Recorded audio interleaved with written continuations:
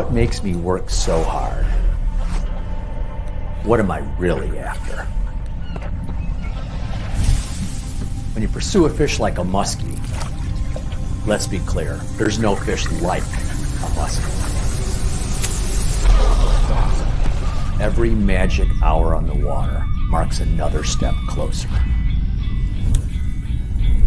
The muscle memory of a million casts fires again and again, as natural as every breath that I take.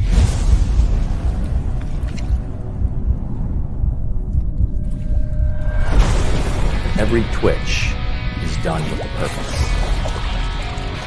The elements are my best friend and my worst enemy.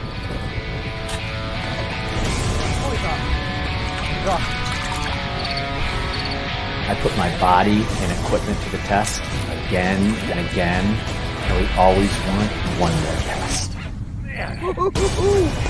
Look at that. A lifetime on the water has taught me to think, feel, and notice things that most people wouldn't understand. Cover ground, move fast with the trolling motor, then all of a sudden when you see a fish or catch a fish, then you dial in the pattern. I can't stop. Just one more cast, strike, fight. That thing just floated off and all of a sudden, boom! But I've already caught the fish. The elusive fish, impossible fish, giant fish. And I let every one of them go.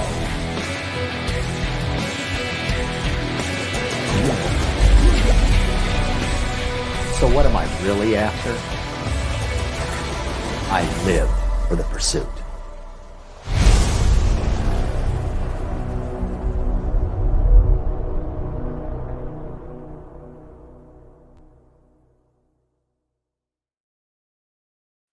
Wow, that was a pretty impressive commercial, I might add. You know what? And Jim Sarek was on. I wasn't expecting that. So, actually, looking forward to seeing Jim tomorrow because he'll be with us tomorrow for our kickoff to Muskie Sunday. He'll be on tomorrow morning with Gord Pizer at 9:30, which is kind of cool. But this, again, we are about to bring you a Great Lakes trolling segment, which is has been a big part of the show now for 2 years, and we're going to continue to grow it moving forward, especially next year with the closed room seminars. And we will bring more anglers, bring more dynamics. And what we did today is we kind of brought to you kind of two worlds of trolling, but we find that a lot of the characteristics of trolling are similar. So we got Paul Paulus is joining us this afternoon.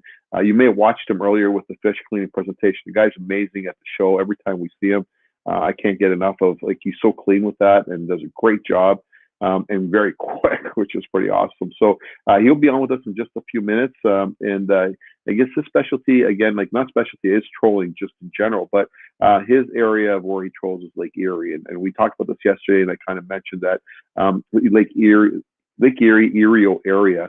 And the people that we've talked to, that I've sent down there that have asked me, everybody comes back completely satisfied for a day's outing, and sometimes they stay there for 2 days. So that's how good it is. And I can tell you for fact, I got close friends that go back to Paul every single year. So it just proves that they're having a good time. Shane Toombs is another great guy. He's on. We had him last year at the Springfish Show. He did a great job.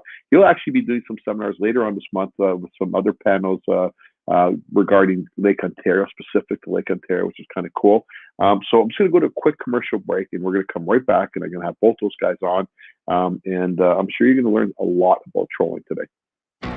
What lies beneath can no longer hide. New Mega Imaging Plus uses high-frequency sonar to show you fish and structure up to 200 feet below your boat and 200 feet out to either side. No more secrets, no more guesswork. Just a clearer picture of the world below, down to a fish's species and direction. Because more detail means more of this. Only from Humminbird. Gentlemen, welcome. Hey, how's it going? How's it going, Andy? Paul? It's First fishing seminar that I've ever worn my slippers to, so there you go. You know what, Paul? Like I'm going to tell you something. We know for a fact you're not in your boxers. We can't say that about the rest of the guys. Some guys have actually said, "Don't lower the camera because we might see us in our Saturday pajamas," right? So obviously My you're here to work Speedo today. the Speedo that I wear on the boat doesn't fit me right now because I got a couple good pounds on. So So those are true stories about the Speedos. I thought they were all no, lying they're to me. not true stories about the Speedos. Not Hey, even know, Andy and Paul. not even for a girl charter would I wear a Speedo. Maybe. Anyways. All right, so let's change to my right here right now. So Shane, you just want to introduce yourself, tell us a little bit about yourself and what you specialize in, and then we'll move it over to Paul. Well, I'm Shane Toms. I'm the owner-operator of Fantastic Sport Fishing. And I'm based out of, I live in Beamsville. I'm based out of primarily the Niagara, Hamilton, so mostly about Lake Ontario, also a little bit about the eastern end of Lake Erie and the Niagara River as well. So we have some amazing fishing very close to within an hour's drive of my place. So I'm really fortunate where we live, and being the Great Lakes, loving the Great Lakes. We have two to play with, Lake Ontario and Lake Erie, very, very close. So enjoying it. Cool. And Paul, I already talked about your earlier because I've sent quite a few guys your way, and I've heard nothing but positive things. I got to get out there myself. And Andy, I had to mention that I appreciate you sending me the business, but you know what we do for the first hour of the charter is we tell Andy stories. I should record them. We could do an album. It's beautiful. It's a whole comedy act. They do Andy imitations on the boat and everything. So you need to come down and defend yourself sometime. But yeah, what my about name's food? You got food on your boat? You always have to have food. That's the beauty of it. The fishing's been so good, you don't have time to eat. Oh, okay. All right, buddy, go ahead. Good. So yeah, my name's Captain Paul Powis. I've been the charter captain for I think 34, 33, I don't know, a long time. And I'm very fortunate to do most of my fishing on Lake Erie. I used to bounce around Lake Ontario, Lake Huron, and too, but we're just so busy on Erie, and the bite's been so good for years that we just specialize in one spot. So I still get out to wrestle with the Kings once in a while and use some of the equipment, but typically I'm Erie only just because we're so busy, and that's our forte. So. Right on. So, just like you talking right now, what are some of the things we're going to try and talk about today? And then I'll ask Shane the same question. Well, typically when we do these seminars, before I even begin, when we're setting up and Big Jim does the intro when it's live, you get a feel of the audiences of what the people, where they fish, what do they all have boats, do they have things? So the first thing that I'd like to talk about is like starting at the beginning. What is trolling? And what trolling is instead of casting and retrieving a bait, you use the boat's propulsion to pull the bait and give it action. So my earliest memories, and pipe in here whenever you want, Shane, I used to go with my dad, and he'd have to actually put the rod in the holder because I couldn't hold on to it. And we would just troll mess around over weed beds up in the Kawarthas. And when the rod bent over, you knew you had a fish. So that was my first introduction. And since then, we've gone from the big challenge is getting your baits in the zone where the fish are. So, then we get into riggers, then we get into jets and dipsies and all these other pieces of apparatus that get your baits down into deeper water. And then to make it even more confusing, we add planer boards to the side to put more lines out to the sides of the boats and get down. So instead of just being this wide through the water, you can be so much wider that you're covering more area. So that's one of the advantages of trolling over other types of fishing. You're in search of active fish that want to bite, and by trolling, driving the boat around and using your electronics to mark in spots and keep going through those spots, the whole goal is to put more fish in the box for you and or your clients. Yeah, I agree. A lot of this also, I mean, over I would say the past 20 years, the trolling, the whole trolling area of fishing has expanded so much in the Great Lakes, as Paul was mentioning about, adding all these additional apparatus to the boat, downriggers and planer boards and all sorts of different styles of rods and reels. And for anyone getting new into the sport, I could see it being almost a daunting task and feeling like maybe a bit overwhelmed. And I get this a lot with a lot of people coming to me and asking me, well, why do I run lead core line versus just adding a weight to my line versus copper line versus the downrigger versus the divers? So these things are, I think, for someone that's new into trolling, it may be a bit intimidating. And I think that's the whole premise of us being here, Paul and I being able to relay some of this information and kind of, take the guesswork out of it. We all want to be better fishermen, but, sometimes you really have to kind of strip things back, start right from the beginning, and then build up our information over time. That's kind of what trolling's all about for me, is it's just growing. And the biggest thing to do, and I tell people, don't go out and buy a 12 rod program. Start with a 2 or a 4. You're allowed 2 rods per angler on all the Great Lakes. So a couple of downriggers or a flat line and a dipsy, and don't try to, a lot of people, I get a ton of questions about these planer boards and how they work. Buy 1 for each side. Don't try 3 or 4, because you're going to get tangles, you're going to get frustrated, and you're going to quit. So just learn techniques and get out with other people. And I'm sure you're the same way, Shane. I get a lot of clients that have their own boats that charter. They come out. Why do you do that? Well, this is why we do that. Why do you do that? This is why we do that. And they walk away. Absolutely. It's a 6-hour seminar, and they can ask their own questions. Like, I get some guys take notes and, hey, can I video that? And they're taking pictures of lures. It's a good way to learn. So the other thing that I wanted to touch on briefly in the learning process is you work charter guys. We do this for a living, but we also instruct and teach, which is a good thing. But your local tackle stores, they talk to guys like us regularly for 2 reasons. One, we need stuff from them, and they have people walk in the store and say, hey, can you recommend somebody? So we're very fortunate where we live in Southern Ontario that we have access to, like Shane said, Lake Ontario's in his backyard. We got Lake Erie. You can drive 2 hours in any direction. I live in Kitchener, and I can hit 3 Great Lakes. Who else can say that, right? So buying local is important, especially with COVID. And one other thing that I'd like to do a shameless plug for is these Canadian manufacturers that are out there. A lot of people don't know that, and they're having trouble getting stock from people. We have a lot of top Canadian manufacturers, like NK's made in Canada. We got lots of different companies that are doing that. We got Yalleye Fishing. We got Wacom Tackle. We got Triple Threat Lures. They're all companies that are making stuff in their own backyard, and they're selling it through local retailers. So with COVID and everything that's going on, I can't encourage you enough to support your local retailers, number one, and buy Canadian if you have choice, because we catch a lot of fish on a lot of their stuff. Absolutely. Okay, so I think we're off. I think you guys have given quite a bit of information, and we are opening up for people to be sending in questions, and it looks like they're already starting to come in. Let me ask you a question. Fire away.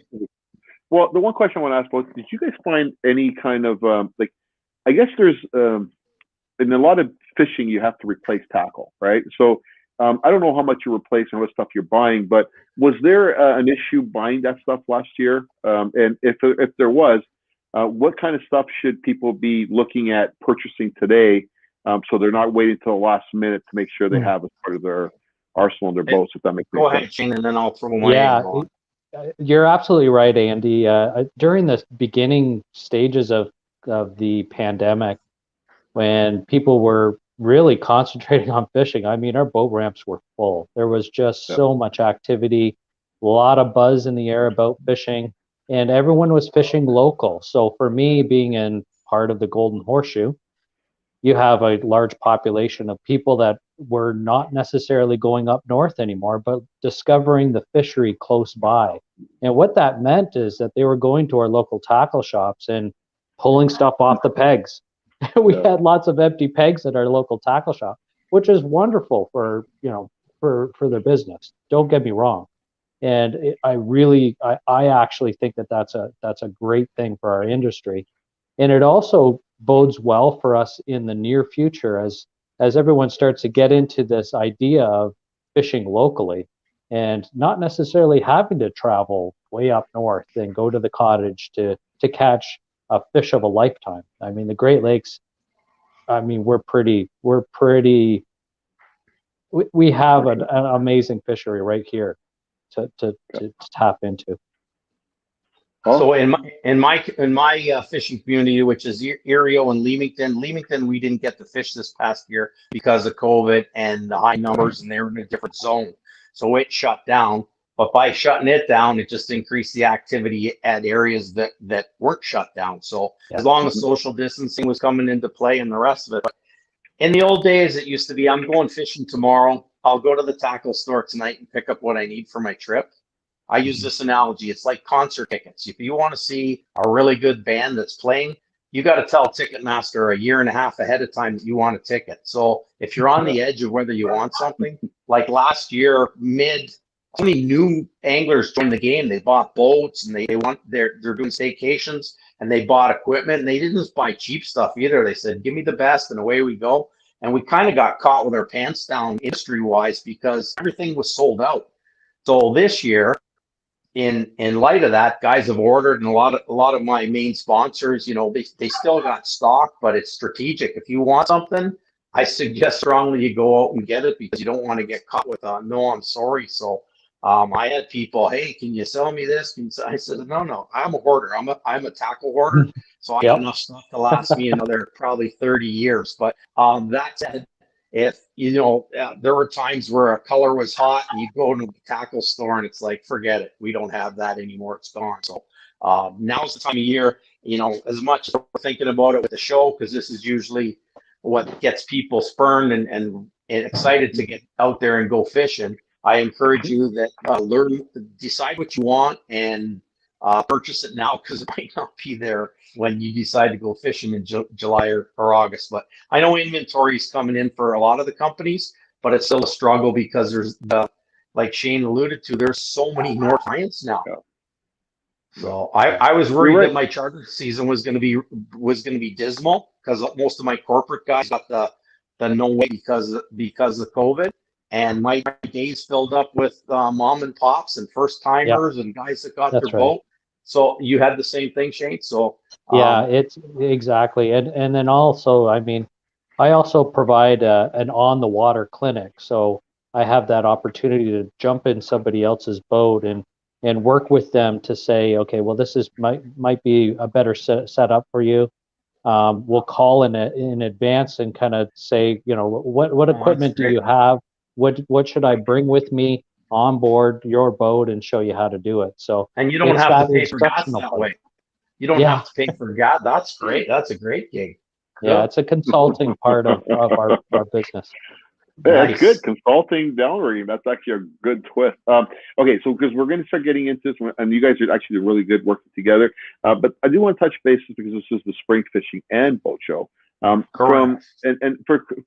talk to people that are buying boats probably, and I want to ask you this question because you guys are all on big water, and so would you prefer beam over length? Like if you were a guy just getting into this and think, you know what, I think I want to get, and I want to do a lot of trolling, and and I'm thinking of the Great Lakes, I'm thinking of smaller lakes, I'm thinking of all that.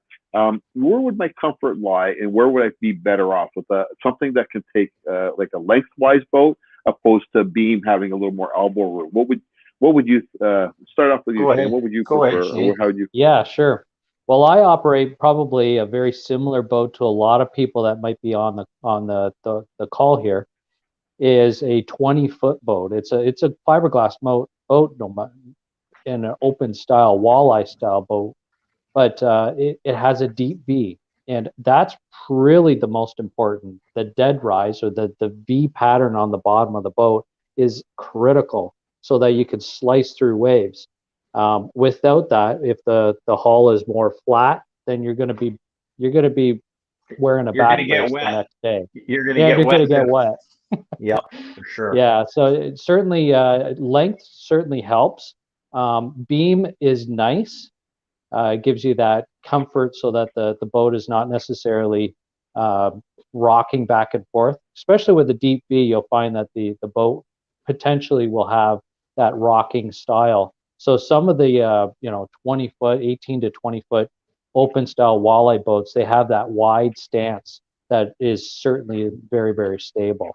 So not only a deep V to cut through the waves, but that wide stance to hold you nice and comfortably, even in a bit of a chop.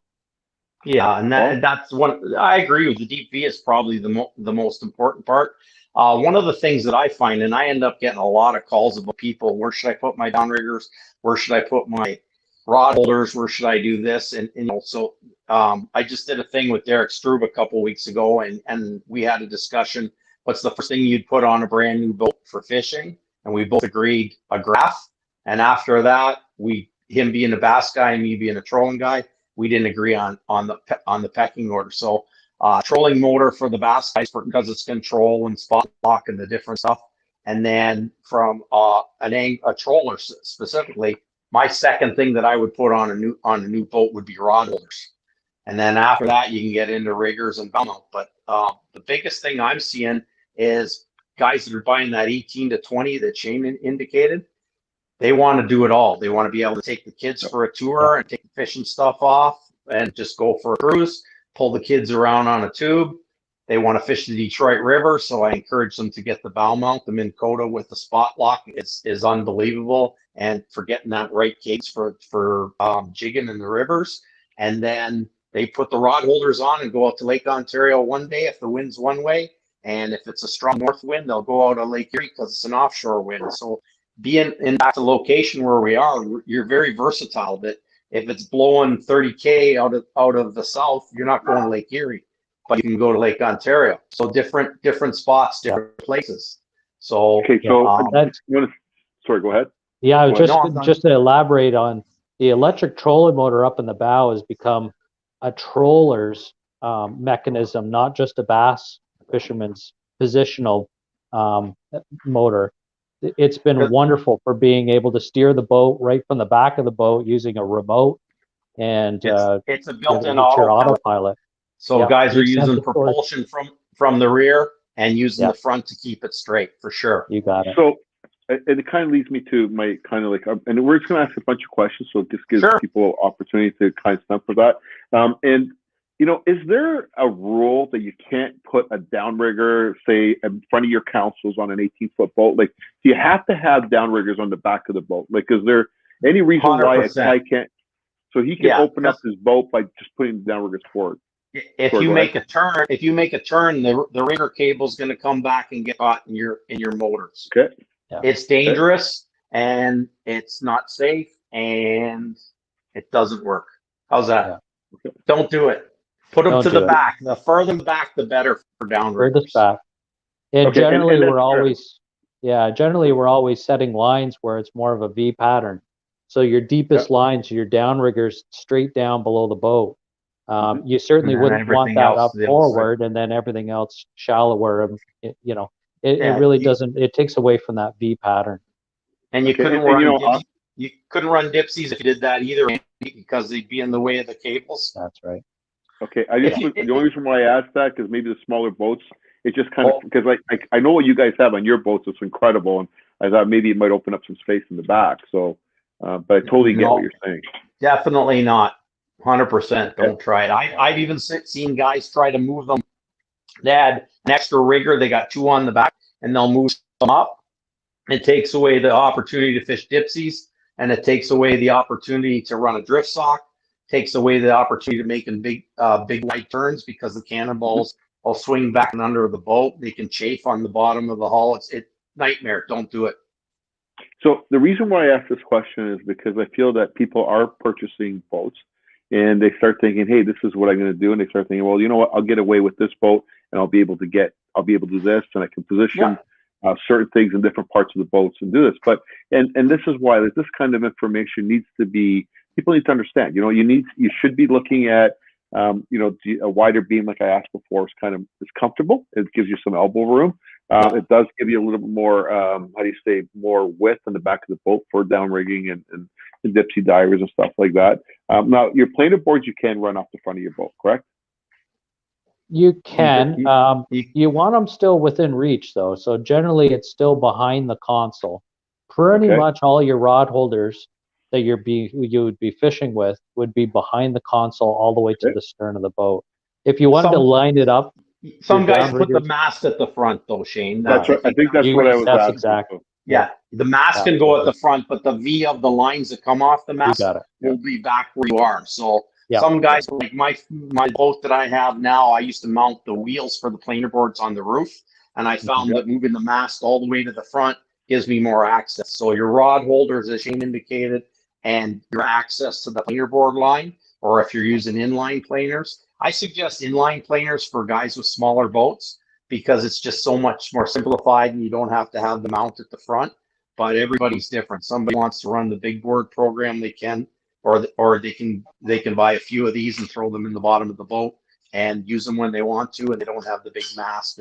And the masts aren't cheap. And then when guys get going on the electric, I got a couple buddies that have bought boats, and they're like, "Hey, I want a mast like you got," and then they call me and they go, $1,300 US. They lose their minds, right? So we're doing it every day. So and you drop a lot of money on a nice boat nowadays. You got to select what kind of fishing you want to do. So So here's a Okay, mast here. I'll just show you.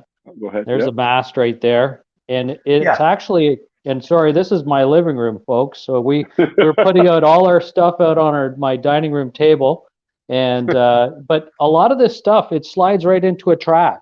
So one of the biggest benefits that we have with a track system, it allows you to slide different things into the track. Even my downriggers go on a track, and it gives you that opportunity to take equipment off if you're, let's say, going up north and you don't necessarily need the big planer board mast. You could slide it right out of the track, and you're all set and ready to go again for bass fishing up north in a inland lake. And that's all aftermarket, right, Shane? Like all those tracks and stuff. That's all stuff you can buy from Absolutely. tackle stores. Yeah, I noticed a lot Yeah. of stuff at Brian's got tons of that stuff. Yep.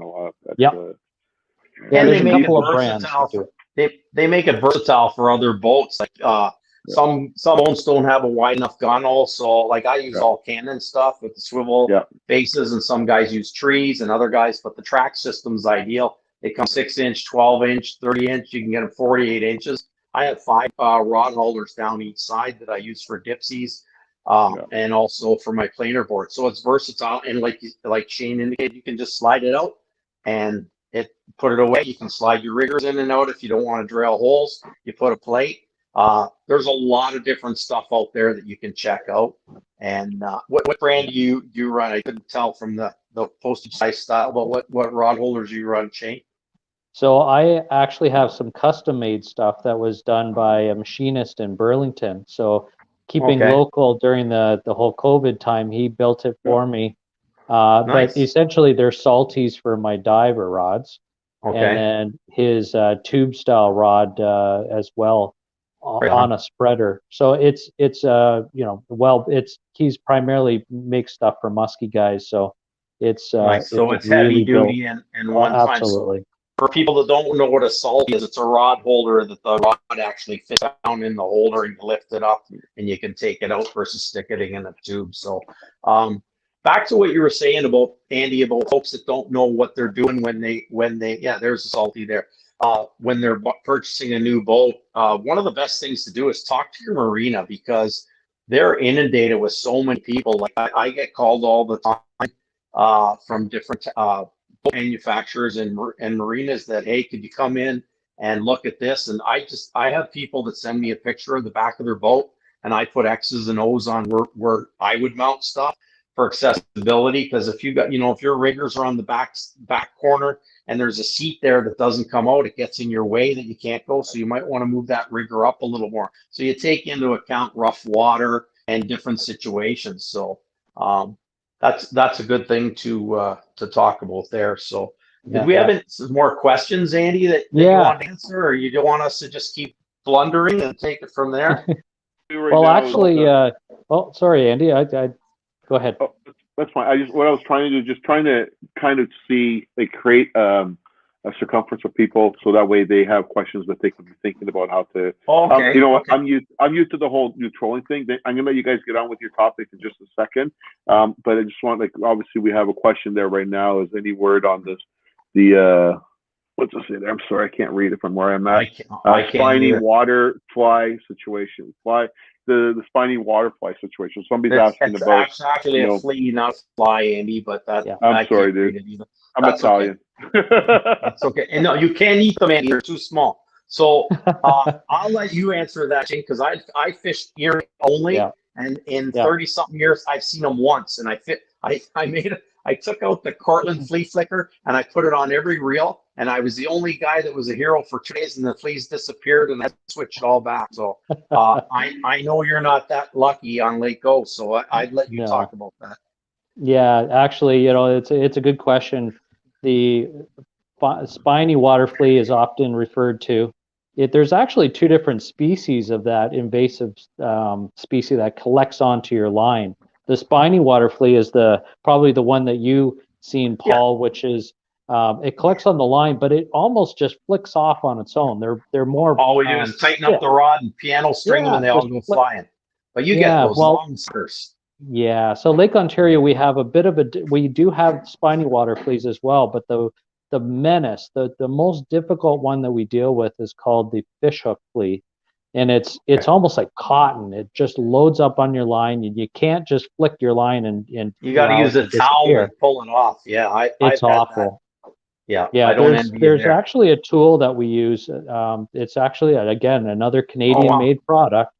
Made out of Stony Creek from Cast and Blast is the company. It's called the Flea Stripper tool, and it's machined so that it's at that ability that you can run it down the line and pull and strip them right off. Yeah, even the fishhook flea can come off with that tool. That's crazy, because I've seen it where you get a fish that's 10 feet back from the boat, and you got this much stuff on your line, and you can't get it through the guides, and you have to stop and hand bomb a fish. That's cool. Yeah. Mm-hmm. So would you recommend maybe a line that might be less where they less attract to, like a mono or a braid? Does it make a difference when you're using that when you're fishing between these fleas? It does. So Lake Ontario, because we get it generally when the water temperature, surface temperature we see is around 60 degrees, we start to see them. And if it gets warmer and warmer over the course of the summer, they will bloom and become even more plentiful. And when the wind blows in, let's say on an onshore breeze, it brings all the fleas back to you. And it can be quite a menace. But we do some different things. Paul, you had mentioned about flea flicker line. I'm not necessarily a fan of flea flicker line. Hate but it. it's so bouncy, it's difficult but it's flat. Yeah. So a few things that we do. Well, one thing, and it largely depends on what I'm running on my downriggers. So in particular, usually in the middle of the summer, we start to run more of the flasher and flies and cut bait. So bigger paddles and stuff of that sort. That doesn't necessarily need a light monofilament line. So our main monofilament, we go up to 40-pound test monofilament line. And now you have that thicker diameter that the fleas have a more difficult time. You still got to collect them, and you still got to check your lines every once in a while and clean them off. But you can at least manage quite a bit of it from accumulating. If you had a thinner line, then it stacks up so much. Yeah, you'd have way more for sure. Crazy. Braided line is tough on divers, so we often resort to our wire line because you can really just crank in the wire and just slice right through them like a bandsaw. Well, you can keep those. How's that? We don't. I can get that many fleas on them, and they come up on the downriver cable, and they actually dry, and you can just fluff them right off. They're not that bad.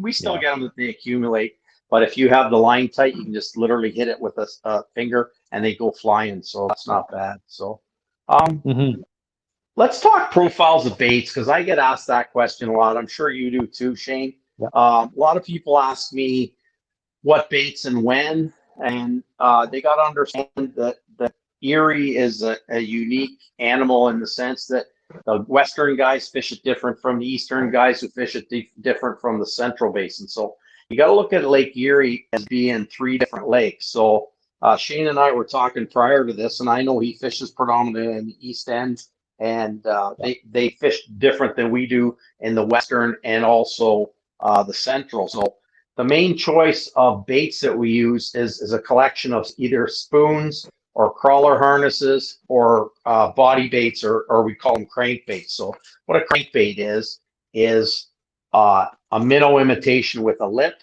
and you can set that out on the rod and it dives. We use all different kinds.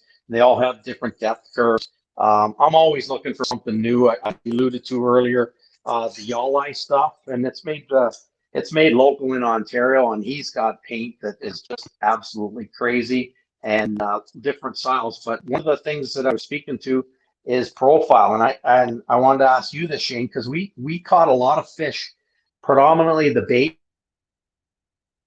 fish of choice in Lake Erie is smelt.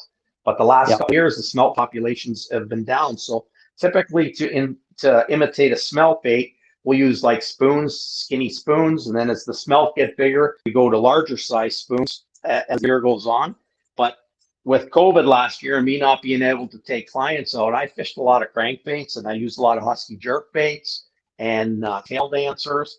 But you're stuck with profile. But when I moved to Erie, I found a lot of shad, and I haven't tried this bait. It's new from Yalleye, but it's called a razor mooneye, and I love the shape because I saw so many of those in fish's bellies this year, and this thing kind of jumped out at me.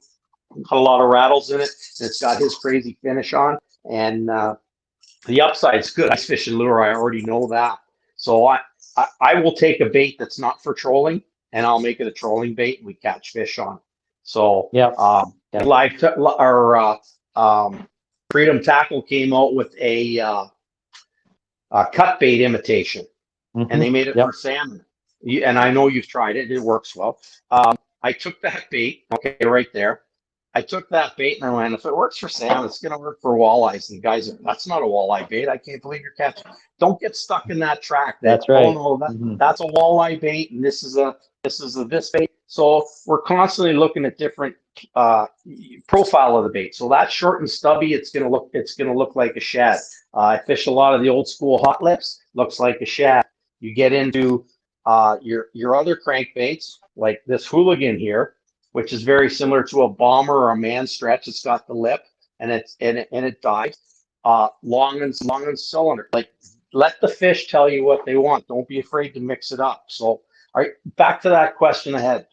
You seen a lot more shad? So actually, last year was a bit different for us too, because in the Eastern Basin we didn't have that massive migration of walleye come down to our end. So we really had to concentrate on fish that were local.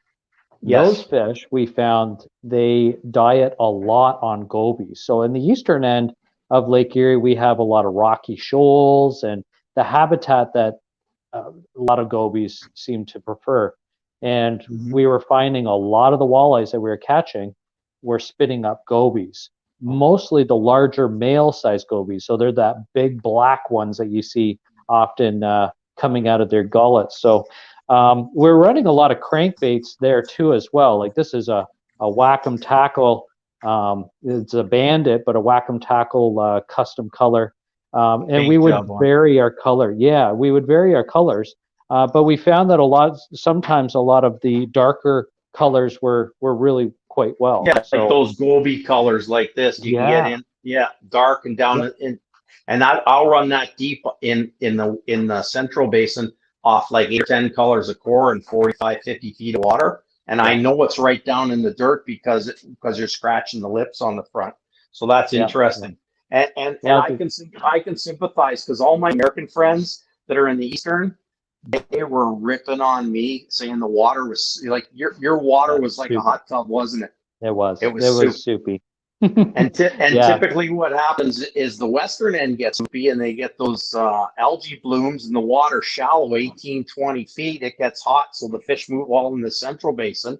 And I think that's why we had such a good year, because the water was hot in both ends and the fish said to hell with that, moved into the center, which is where we are. And we punched them hard last year. So you had the fish. We're hoping we'll get them next year. They say there's 151 million of them out there, so they can't all be in one spot. So that's the other thing. Back to people just starting out. If you're going to start out and you want to catch fish, and the upside at Erie, it's the same fish that you're catching, buying at the grocery store for $20 a pound. you can catch out on Lake Erie, and it's not as hard and difficult as it was. You had a tough year because of water temperature and that heat we had in May and June. That That's right. you, I'm sure. So Yeah. that's crazy. But if we go back to those days of limiting out in short order, a couple of hours, really, it doesn't take long when the walleyes do reach us in the eastern end.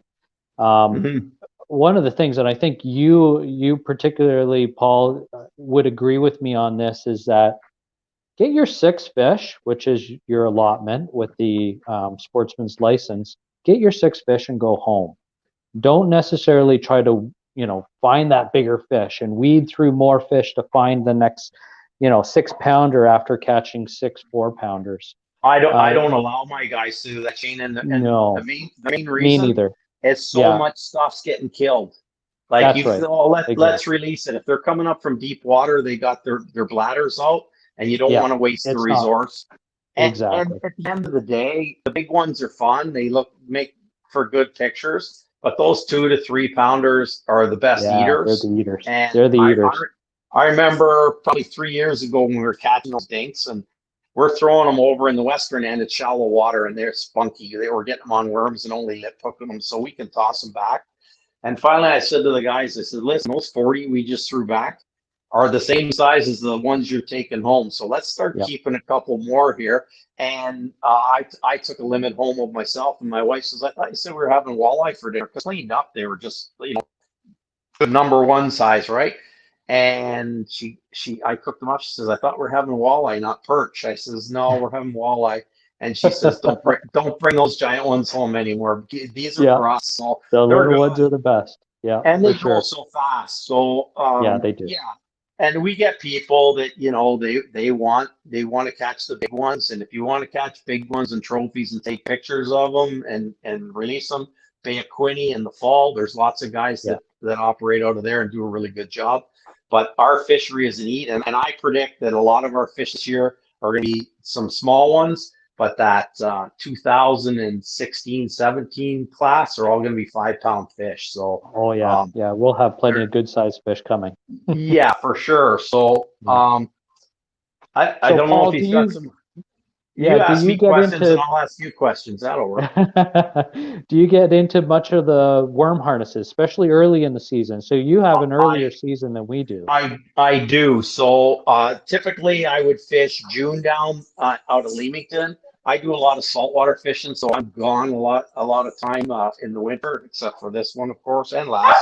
So typically we will fish with a crawler harness and a bottom bouncer, which is a really easy way back to people that are just starting out. Bottom bouncer like this with a worm harness. I make my own. This is a Wacom blade. I heard you say Wacom earlier, and that trigged me that I got this on my table. You just put a crawler harness on this. It bounces along the bottom and brings this worm. The biggest mistake that people make early in the spring with the crawler harness is they fish too fast. The fish are lethargic. They're laying on the bottom. They're not real excited. I use this analogy.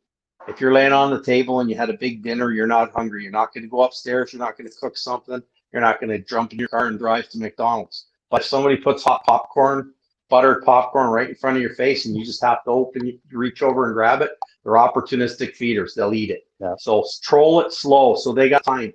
They're going to hear it. They're going to hear the blade. They're going to hear the beads bumping. They're going to smell it because there's a worm there. And all they have to do is open their mouth to get a free meal. And they hook up. It's a good way of fishing it. When the fish get a little deeper, I'll go into an inline weight like this, and I'll run the crawler harness behind it. We can get into adding snap weights to make things deeper. We attach a weight to it in front of a guppy, right? Yeah, it's a guppy, correct. So we'd let out 50 feet of line, and that's a 3 ounce there. I can get that right down to the bottom, or shorten it or lengthen it accordingly to the depths that you want. You don't have to spend a lot of money on that stuff, but it's ways of getting stuff down and deep. So predominantly in the spring, that's what I fish with. And then when the fish get a little more aggressive, like this year, I didn't harness at all, but I was in the water, fished the Detroit River, and we did well. And then we went straight to crankbaits, and we fished a lot. We fished a lot of different things, a couple new baits. that caught my eye last year that I like is this Salmo. They're made in Poland, and they use Mhm. them for Xander. Xander looks like a giant walleye. Yep, just It's like a European, walleye. but same profile bait as we like. It's got that skinny, and it's got the lip. They got some nice finishes and good colors on them. They got a really nice wobble, well made bait.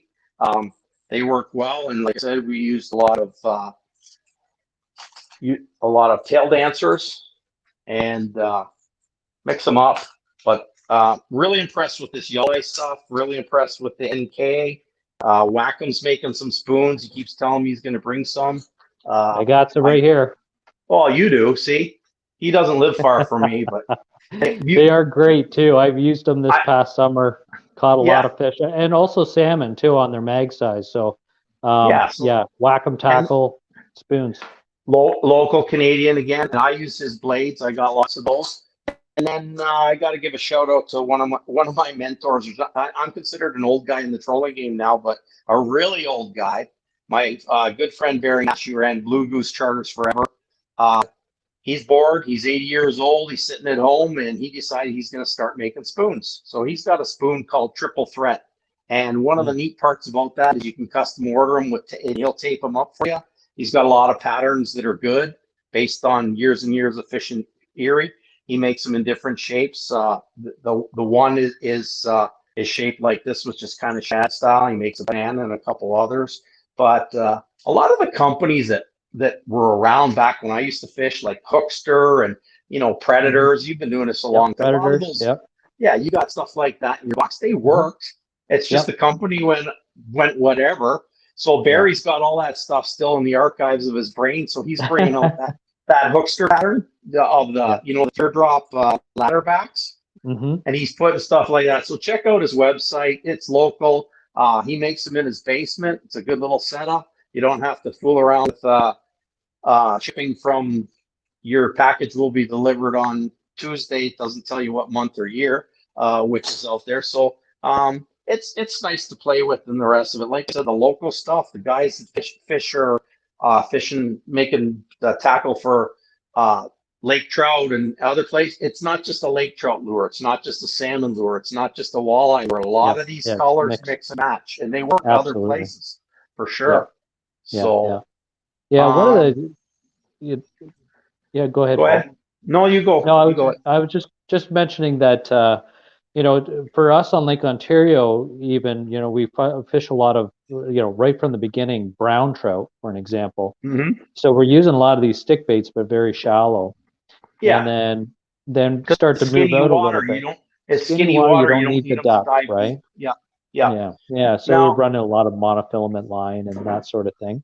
But there was a question that came in about kayaks, and if there's any time of the year, I say from a troller's perspective, using a kayak, first thing in the spring. I know the water's cold. Get dressed for it. I think you can. Yeah, but you can fish that much closer to shore with it. Yeah, and you get into those browns, and it could be quite good. We get it a lot on our side of the lake, the Grimsby to Port Dalhousie stretch. There's lots of kayakers that are fishing along the shoreline. So I hope that answers that one question. I see a lot of kayakers too. They'll go out behind a big boat and just downhill it all the way. So if it's a southwest wind, they'll get somebody to drag 2 or 3 of them out, and they'll turn it around and go downhill with the waves, and it'll blow them all the way to the harbor. And they don't have to do any paddling because the wind takes them where they need to go, and they do well. So I see everything out there now. I see there's a lot of boats. Guys are fishing from pontoons. They're trolling with whatever. The only thing I haven't seen yet, and I'm going to try it maybe, is put an electric on one of the big Yetis and see if I can catch fish from that. From the back, right? Maybe that's my only way to wear your life jacket. Yeah. Oh, two life jackets. But 2 life jackets. A question I had earlier, and I just thought of that because I got so much on my brain here, is a lot of people ask me why different rods and different reels for different techniques. So I'm going to talk about that real quick, and we can share the thoughts on that. And man, oh man, I like it better when you got 30-foot ceilings. So one of the big things for trolling, and I'm sure we can agree to disagree on what manufacturer, which is fine. But one of the things that I really like about trolling on Lake Erie is I have basically 3 designs of rods that I use a lot. And my favorite one of all, if you made me pick just one, I would pick a 7-foot one piece. And the reason for that is it's so versatile. So it's one piece, so it stores easy. It's one piece, so when it comes to handling the rod, little kids can use it, adults can use it. You hand a 10-foot rod to a 7-year-old kid, unless he's been pumping iron, he's going to have some difficulty. So the 7s are really versatile like that. And what I like about it, and it's paired with this Dakota 500 series reel, it fits nice in their hand. It's not too heavy. It's not too cumbersome. You can catch kings on it. You can catch walleyes on it. You can catch trout on it. But what I like about it is you can fish with this as a jet diver. And I'll buzz through a bunch of these. If you have questions on them, you can check back with either me or Shane by email. We don't have a lot on Netflix now, so that's what I've been doing, answering questions. Jet diver. It works for running crankbaits off the boards. It runs for running inlines as well. You can run a spoon. You can run the inline weight with behind. One of the other thing, if somebody refers to a cookie, it's a small Dipsy Diver. It's directional. It takes it down and deep. So you can fish with inline planer boards. You can attach the board, like I showed you earlier, offshore tackle board with a bottom bouncer. So you can run worms, you can run crankbaits, you can run spoons, all off the side. So that's one rod that we use a lot of. The ones that I use in particular are Shimano Talora with the Dakota reel. And then the other one, I'll run mono on this earlier on in the year when I can get to the fish with mono. When those fish go over 40 feet, I switch everything to braid because a lot of my dive curves on my baits can only hit 40 feet. If I put braid on, I can get another 10 feet out of them because the thinner line diameter gets those baits down deeper. The other rod, just to expand on that too, I mean, for your divers, you mentioned mono versus braid. We also run a lot of wire line on Lake Ontario, especially. Yeah, because you need to get even deeper yet. But it also has that extra harmonic sound. Yeah, you get the hum from it. The hum. It's like a guitar string being strung all day long as you're trolling. And it seems to have that attractive ability to bring in kings. They seem to like that sound. I had a young lady on the boat that the downriggers make that hum, and she asked me what that was, and I made the mistake of telling her it was dolphins. And the whole day she spent looking over the side waiting for the dolphins to come up.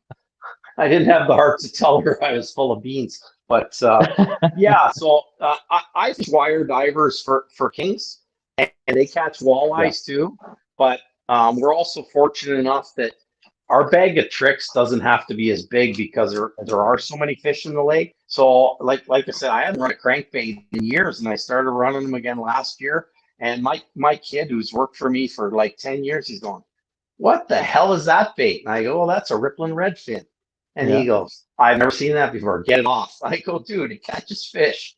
Okay, you got 5 minutes and it's coming off. And 2 minutes later, okay, one's not a pattern. I go, "You've watched too many of my seminars." And then 2 or 3. Well, I had a rippling redfin on a rigger. It was on it for almost the whole summer. Had no paint left on it. We put it out every flipping day. So find what baits you like and the technique you like and try it. But don't be afraid to expand. So I would suggest downriggers for guys to try, and if they don't want to get into the expense of doing that, they can mess around with Dipsy Diver. Dipsy question, I think we got asked, and Shane, you run braid on your Dipsies as well, right? I do a mix actually. So a lot, I would say almost 80% of my diver fishing, especially like Ontario, is on wire. Now, do you run Dipsies on Erie as well? I do a lot, especially when the fishing is hot offshore, and that'll be again wire as well, but braid. So I do use a lot of braid for that, and generally we're using the 30 size reels. So this is a convector 30 size, so it has a large line capacity for. This has monofilament, just showing the reel itself, but for braid, it'll carry over 1,000 feet of braid. You have so much, no problem with capacity. And when you hook Yeah. a big king, you need that extra length. Yeah. So we'll put in a little bit of backing before we put on braid, or a Yeah. little bit of backing before the wire. And And but let me essentially just these interrupt for a reels, sec. Tell the yeah, folks sure. what backing is, because a lot of people don't know what that is. Yeah, so backing is the line. So not necessarily the working line that we'll be seeing when we're fishing. It's what's underneath it. So what we want to do is pack the arbor of the reel with something that is maybe a little bit softer, and it will start to help you fill the reel up. So the one thing that you never want to do is underfill a reel. You want to maximize your capacity of your reel so that the working line, the line that you're going to be using, for an example, wire or braid, will be filled right to the very top. And that also allows the calibration of your line counter to be correct. A Yes. spool that is only half full will give you a wrong number of feet. It'll Yeah, be your numbers are actually, off, your numbers especially are off. if you have one that's half and one that's 3/4 and one you want to That's keep them right. all full. So I'm going to share a little trick with the clients here or the people watching. A lot of people say how much backing and how much regular. So if you're lucky enough to have two reels, you reverse wind them. So you put your amount of braid on. I use Power Pro, and one of the ones I really like, they started it out for bass guys, is the Power Pro V2, and it was made for bass guys to cast further. But Mhm. I went, okay, it's not just a bass guy thing. I'm gonna adapt that to trolling, and it sits so nice on the reel that it doesn't get caught up and tangle. So what you want to do is put the amount of braid on your line that you want first to the arbor, as Shane indicated, and then fill it. Say if you want 100 yards, and then after or 100 feet to, well, you wouldn't do 100 feet on Erie. I do about 100 yards, because I never let out more than 300, and a walleye won't pull more than 10 feet unless he's hooking the butt. And then I fill it with backing to the top. Then I take it from one reel and reverse it to the other reel, and then you have the exact amount. There's nothing worse than filling the spool and going, oh man, you ran out on the spool when you still got a quarter of the way to go. So that's a good way. And then keep track of those numbers for your reel. It has X number of backing and X number of main line. And that's a good little way of doing that. Other thing I do, this is my setup here for deep diving crankbaits. I run braid, and then I use a tiny knot and add fluorocarbon leader. So I got that I don't tie direct the Power Pro right to the bait. I put just a little section of fluorocarbon in there. Do you bother with that, Shane, or do you use much fluorocarbon?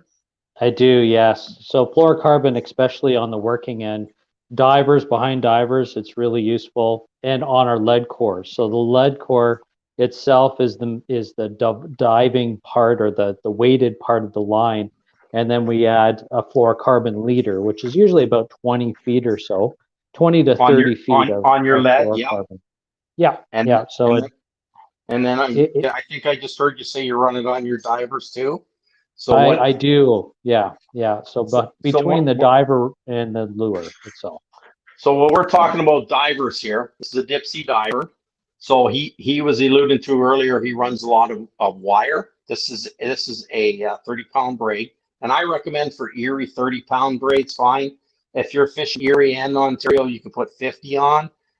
Again, it's one or the other, or if you want to do both, 50 is fine. But from the business end down, we run a snubber. You run snubber, Shane? Only for the salmon and trout, not for the walleyes. Okay, so we'll agree to disagree. I put them on for the walleyes because we get a lot of rainbow trout as well. And you can put a rod out and it catches a walleye. You put it out again, catches a walleye, and then it might catch 3 trout. But what I like about it, it's forgiving for a client that doesn't reel in a lot of fish. That if he's pulling too hard, this keeps him honest. Okay. From there, I run the fluorocarbon. People ask me what length. I usually go no longer than the length of the rod. On the business end, I run quality ball bearing swivel and a snap. People ask all the time, what's the difference between a ball bearing swivel and a barrel swivel? The easiest way is a ball bearing swivel costs 3 times more, but it works so much more efficient. It's spinning the whole time. If you don't put a good quality terminal tackle on the end, it's going to just wreck your line, and you're going to spend a lot of money trying to fix it. So we agree on a lot of the techniques are the same or similar, but a lot of them are just the same thing with just a tweak. So Just a little nuance. Yeah, exactly. yeah. Yeah. So that I think we've covered a lot of the stuff here. I wish we had, that's the difference of the virtual audience versus people that can ask questions. But I think Andy might be coming in if we have some more questions. Is he there or no? Lots of questions here, He's Paul. coming in. He's coming His in. We're just his name's there. Andy. Yeah. So, can you hear me? Well, there he is. He's trying. It's rendering. yeah. That's fine. I got to add some power to my phone. It's dying out quickly here. So Okay. Andy, you got a question for us?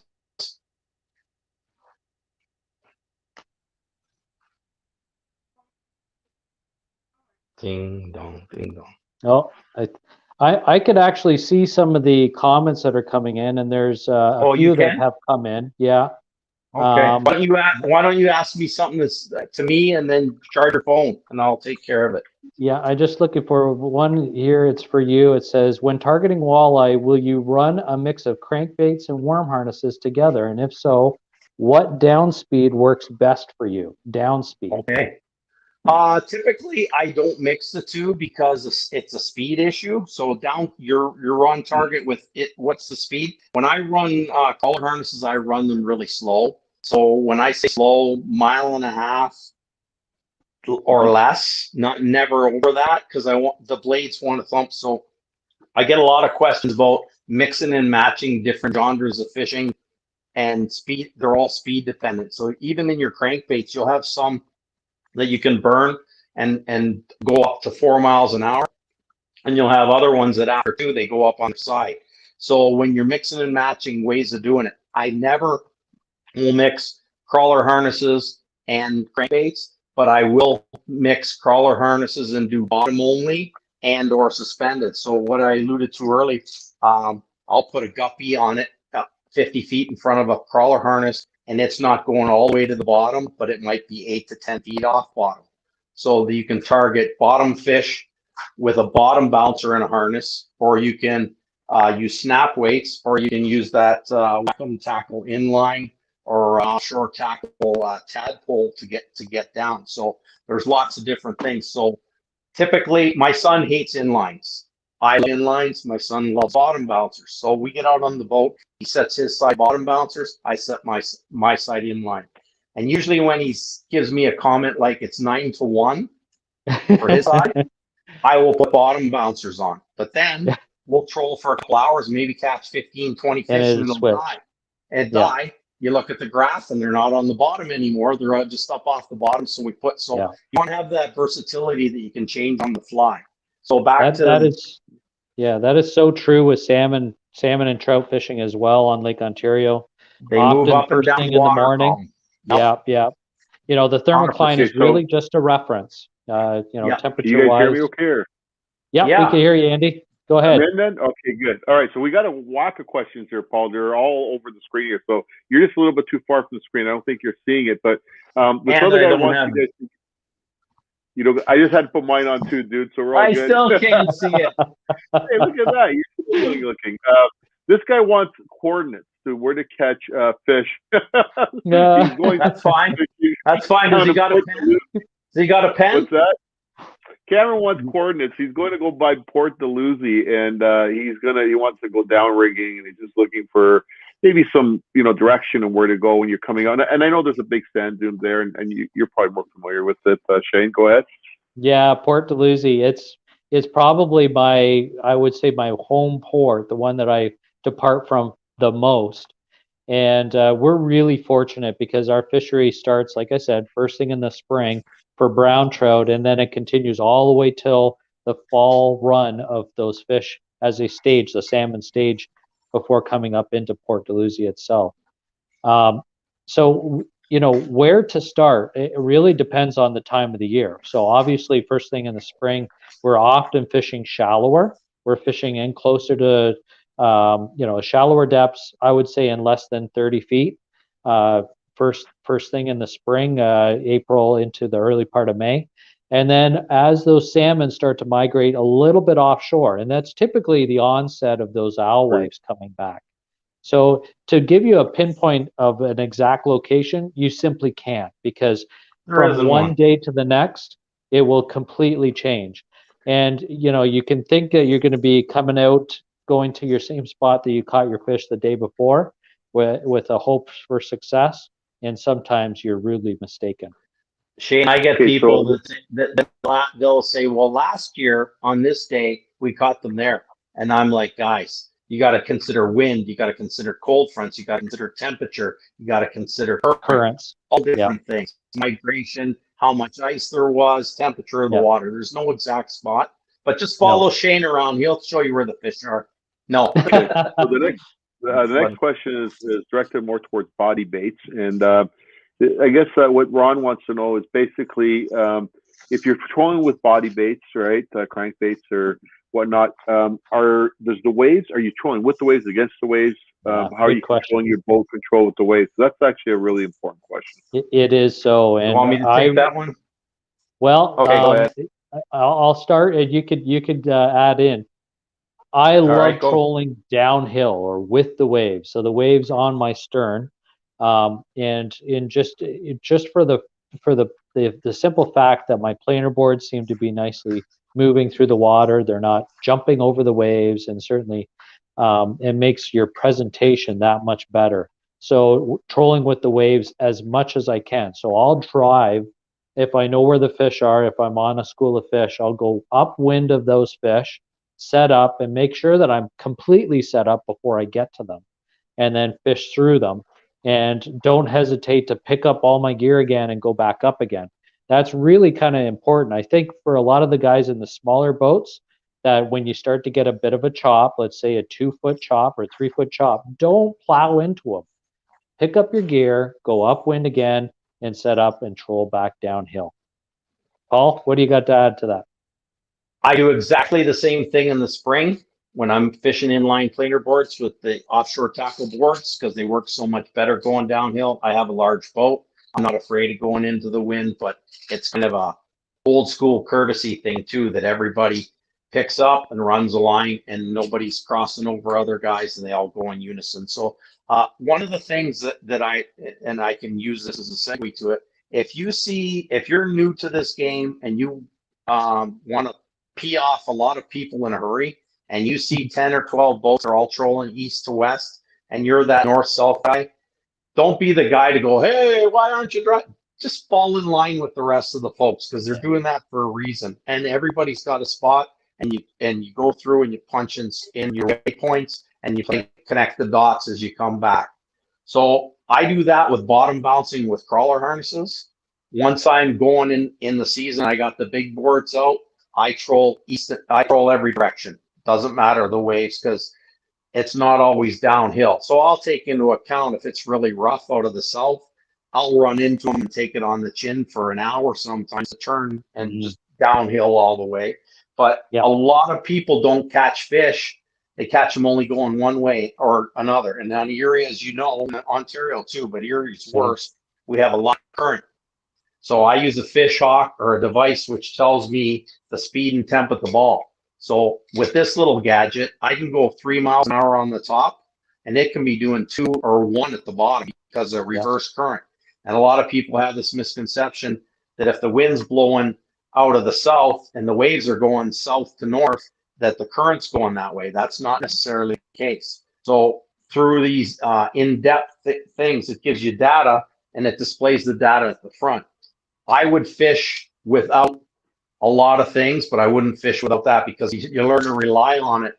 You need to know where that temperature is. You need to know what speed your bait is catching fish at. And if I catch fish at 1.2, it's 1.2 until the fish tell me different. You bump it up a little bit or back it off a little bit. Like, do you use fish hawk as well, Shane? Absolutely. I say this a lot too, is that if I had to, choose between 2 pieces of electronics, there was, you didn't have the option of both, I would get away with just using my fish hawk and knowing, the depth that I'm in.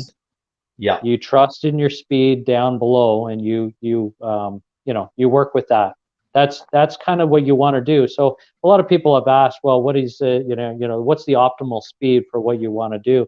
Sure, there's variables in that, and that you want to test things out and try different things. But really, what you're going to find is you're going to build confidence in running certain baits at a certain speed at a certain time of year. Paul, you probably burn cranks and stuff in the Western Basin, 2.5 miles an hour plus. Western Basin, I go slow because I'm only there early on, but July and August, I burn. So I'll tell you a quick story. I had the boys from Quinny down, and they were absolutely blown away how fast I troll. And I had 3 captains on board, and they were like, "You're going 4 miles an hour." But the advantage of going 4 miles an hour, if you're going 2 miles an hour, I'm covering twice the That's right. distance. Cover water. Cover water. When you find active fish, turn your boat and go on them. So if you know that the fish are there, like you alluded to earlier, Shane, run past that spot and don't set right up on it. Go past it, get set up, and come through it. If you get bit, go through it until the fish stop, and then get reset and go back uphill and downhill through them again. We do the same thing. Waypoint, waypoint, waypoint. But the thing the Quinny guy said to me is I ninja mind tricked them because I didn't make a turn. I started at a point and I just kept going, and I had no intention to keep going, but as long as the rods are popping, your line from the morning, you could have had a 1 mile stretch where you caught all your fish, and you go out in the afternoon and they're not there. So you got to find different water. But I won't turn if the rods are still flying. So let the fish tell you what direction you want to go. And some people catch all their fish going only one way into the current. Some get them going with. So don't be afraid to make big S turns to find what that speed you want. It might be a little slower, it might be a little faster. So for those that don't have a fish hawk too, I mean, certainly you can rely on your GPS as a point of reference. Your GPS is your speed over ground. But what you want to do is pay attention to your trolling direction, your bearing that the boat is going in, so that if you make a correction or a change in direction and then start getting bit, just consider the speed of the GPS in your direction and try to mimic that and going over and over in those directions if you can. Going upwind and then down, that's one direction.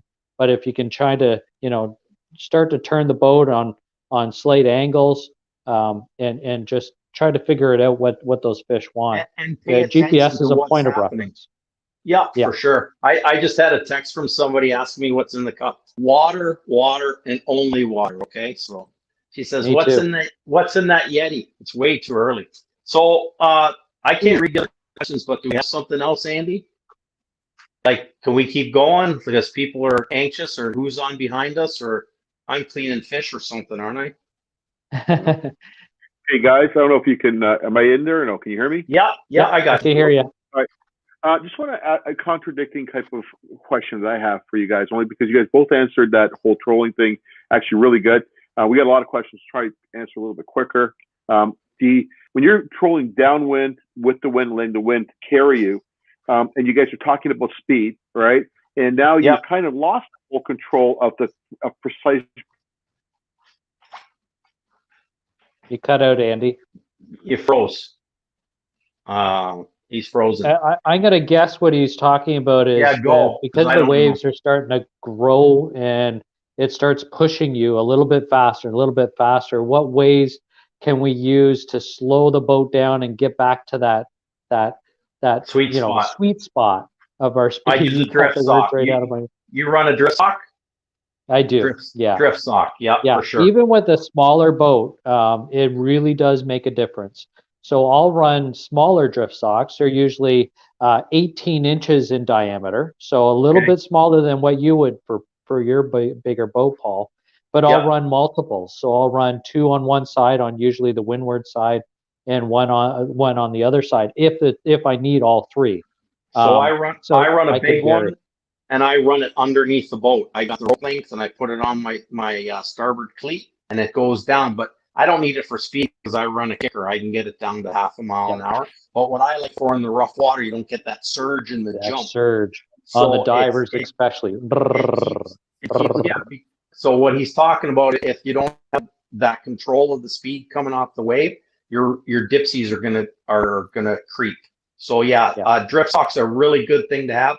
And originally they brought them out for safety, that if you're dead in the water and you're floating around, you put those out to slow you from going over Niagara Falls.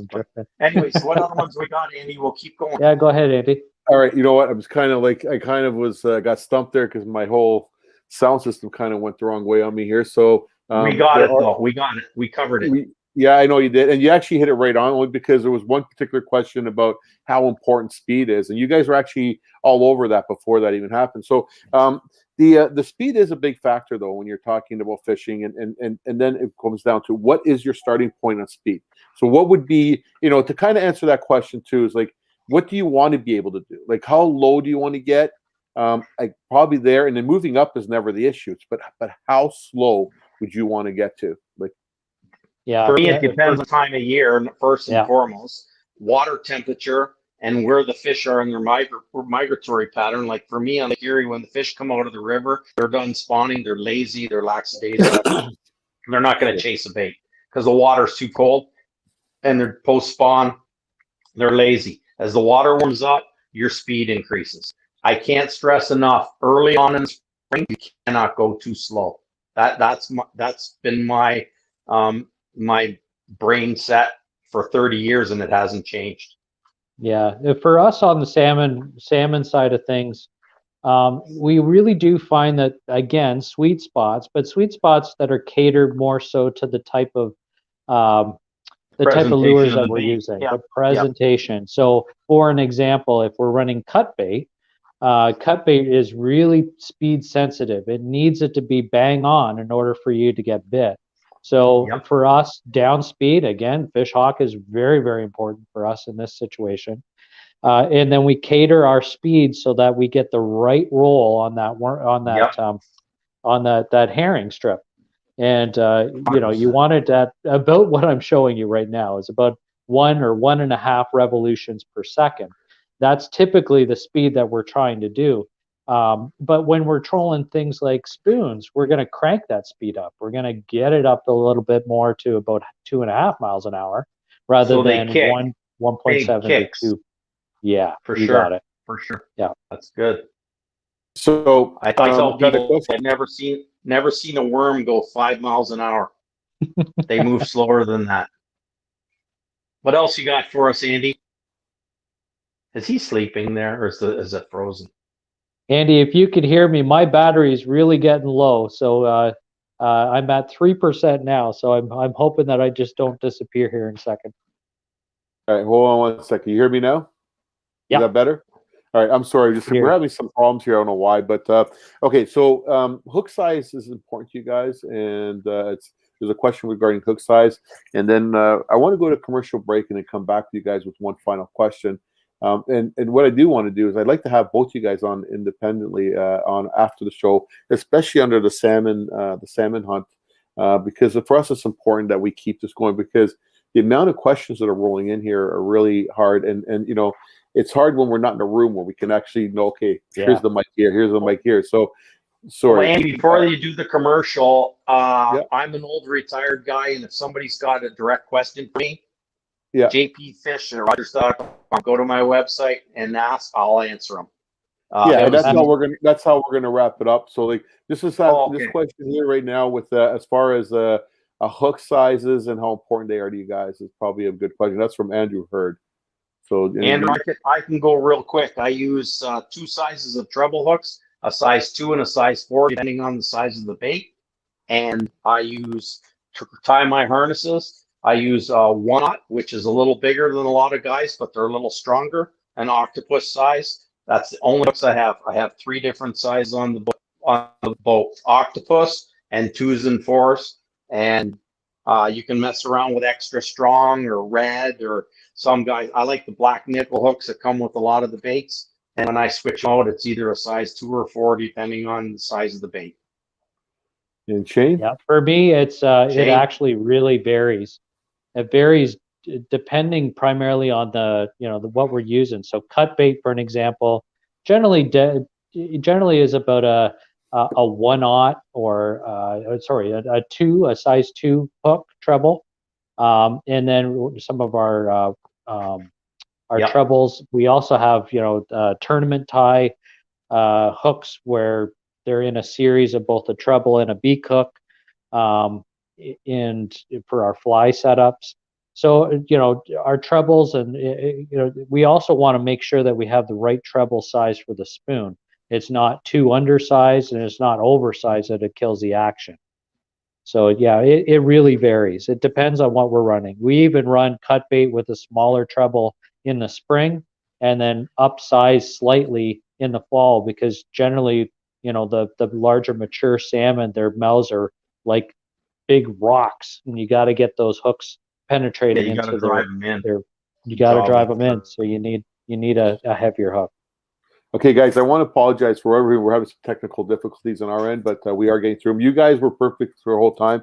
I just want to go to a quick break, and we're going to come back to you. There's one question I had a few guys ask is, how do you become a charter boat captain? So just think about that for a second, and we'll be right back. I can answer that. You got to be crazy. No. I'll be right back. There we go, Victoria. All right, Hello and welcome to the Spring Fishing and Boat Show. My name is George and I'm here at Marsh's Marina, where we've been a proud supporter of this event for many, many years. We are the largest Suzuki outboard dealer in Canada, and we also support 4 major fishing boat lines: Smokercraft, Starcraft, Alumacraft, and Kingfisher. Come on by our website at marshesmarina.com to see our full lineup.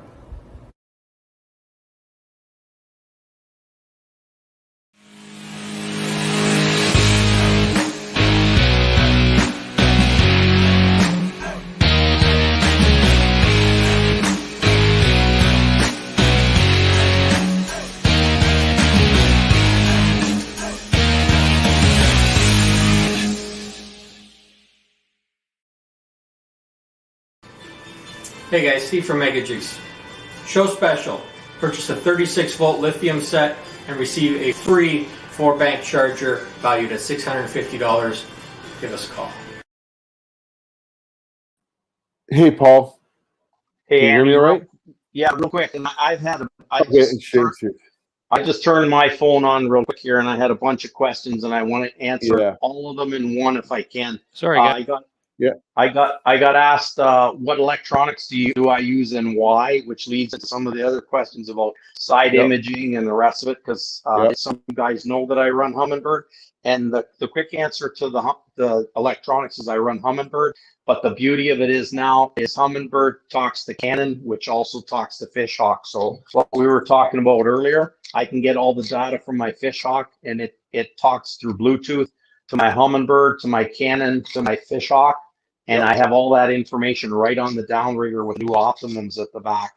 And I could talk for 2 hours about all that stuff. So if somebody wants to reach out to me and ask that by email, jpfish@rogers.com. I got asked questions about side imaging, which I don't use a lot. I use more of the down imaging. And another question I had is about, do I split my screen or do I have separate graphs? Unlike the bass guys, they have one at the front, one at the back. I have a big one on the dash, and I split it. And I go coordinates for GPS on one, because my plotter line is more important to me than my fish finder. So I'll go that much plotter and that much graph. So if I see bait in there, I just waypoint save, waypoint save, waypoint save, and connect the dots. I'm sure you fish the same way, Shane. You got me? You can hear me now? I think we're Shane's flagging now. He's lacking back a little bit. So like I said, what we're gonna do is I'm gonna touch base with you guys again at another time, and I'd like to interview you guys individually, because I think it's a good opportunity. You guys both showed incredible amount of information. You shared it from all perspectives, whether it's Lake Erie, Lake Ontario, whether it's walleye or salmon or trout. I think you guys covered it all. So I'm going to answer your other questions before you fade it out. Andy, you're cutting out really bad, but you did ask me a question. How do you become a charter captain? Shane, are you in the Charter Boat Association, same as me? Can't hear me. So I'm a member of the Ontario Charter Boat Association. The best thing if you want to be a charter captain is look into that. There's a lot more to it. You have to get your license, so you have to do that. The upside of being in the association is it's a body that will tell you how to pursue your license, which is SBOP. there's first aid, there's medical stuff, and the rest of it. It can be overwhelming. There's some courses you have to take, but that's just to qualify you to be able to be a charter captain. So fire me an email and I'll point you in the right direction there. So I think we lost Shane, Andy. Yeah, I don't know. It's our computer. I'm going to try it again. Can you hear me now? There he is. I got you. Yep.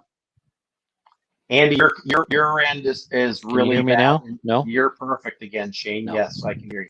Yes. Yes, go ahead. Pretty bad when I got the best internet of all you guys. That's good. Andrew? Back and forth. Not working.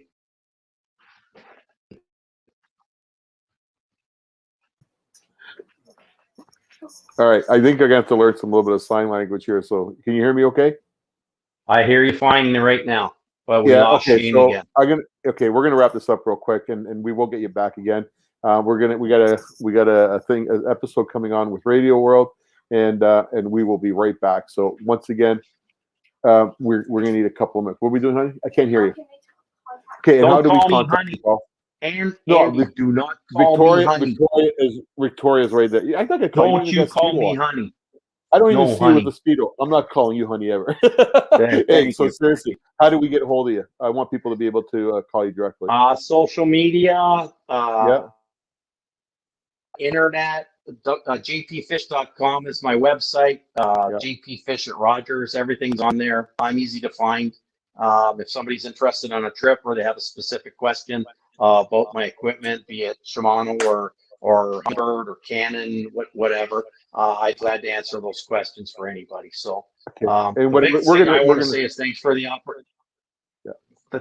opportunity, and make sure you come see us live and bring any questions that don't get answered. 2022 and the hell with COVID. I'll see you there. Yeah, thanks, buddy. And we're going to actually put you up on the site, including your business, and take it from me. Like I've sent a lot of people that have gone there, and they're all happy with it. And we're going to get Shane up there too, so you'll be able to go through our website and you'll be able to see contacts of both of these guys. So once again, Paul, can't appreciate it enough. Shane, I'm thinking you're probably still listening. All right. I don't know what happened. It just went kind of crazy. We've gone 48 hours now. Everything's going pretty good. So, but thank you very much, Paul. It means a lot. And by the way, great job with the fish cleaning. Fantastic job. And Moose did a good job with that too. So thank you very much. All right. So ladies and gentlemen, what we are going to do. Right on, guys. We're gonna say goodbye to Paul, say goodbye to Shane. We got a little bit of technical difficulties we're going to check out here real quick. But we are going to come back with you. Radio World's got a clip we're going to put out on you. And it's actually a really good clip, and it's about electronics. And it kind of touches base right at the end of where Paul and Shane kind of left off, because electronics is huge in the whole world of fishing in general, whether it's, especially if you're fishing out of a boat. But even if you listen to Jason Bernucci yesterday talking about shoreline fishing, how important even like going into an avionics card and looking at the shoreline, and sometimes how you could be fishing shoreline and be probably 30, 40 feet off or yards off of a really solid point or a depth drop, or where fishing could actually be better. So again, ladies and gentlemen, just give us a few minutes. We'll get back to that. And we want to thank everybody for tuning in. It's been a great day, and we'll be right back. On the water, every second counts. So when there's a fish at 3 o'clock, be right on time with Mega 360 imaging. Every sweep of our newest technology offers 125 feet of absolute clarity all around your boat, so you can see fish and every detail in every direction. With a clearer picture of what's below, you can catch fish like clockwork. Mega 360 imaging, only from Humminbird. There are people who know that there's more to getting there than just getting there. Who know that going fast isn't fast enough.